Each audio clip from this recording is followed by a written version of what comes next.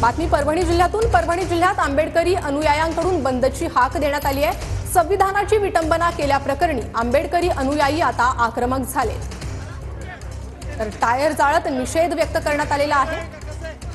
परभणी जिल्ह्यात बंदची हाक देण्यात आली आहे। परभणी नांदेड रस्त्यावर टायर पेटून निषेध व्यक्त केला।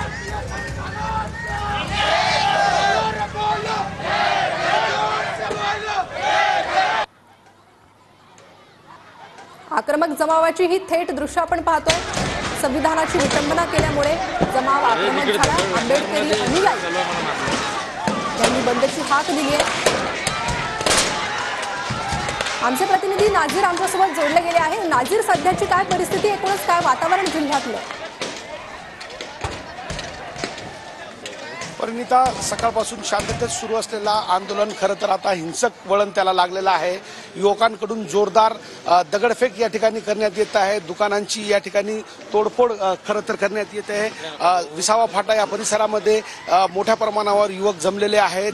आरोपीला कठोर शिक्षा व्हावी यासाठी निदर्शन बाबासाहेब आंबेडकर यांच्या पुतळ्याच्या ठिकाणावरून सुरू असताना, शांततेत आंदोलन सुरू असताना आता काही युवकांकडून खरं तर मोठ्या प्रमाणावर दगडफेक या ठिकाणी सुरू करण्यात आलेली आहे।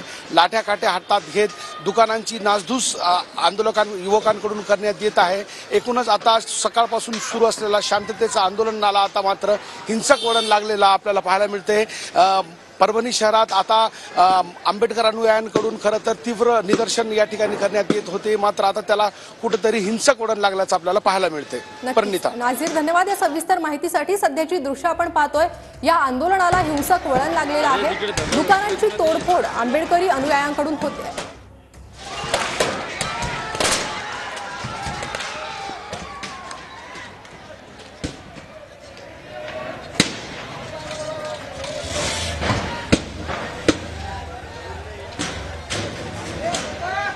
तर पोलीस प्रशासन या परिस्थितीला आता नेमकं कसं हाताळतं हे पाहणं महत्त्वाचं आहे, कारण सध्या परभणी जिल्ह्यात या आंदोलनाला हिंसक वळण आलेलं आहे। परभणी जिल्ह्यात आंबेडकरी अनुयायांकडून बंदची हाक देण्यात आलेली आहे।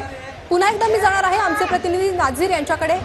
मात्र सध्या आपण ही दृश्य पाहतोय, आंबेडकरी अनुयायी सध्या आक्रमक झालेले आहे। दुकानांची तोडफोड त्यांच्याकडून करण्यात येते।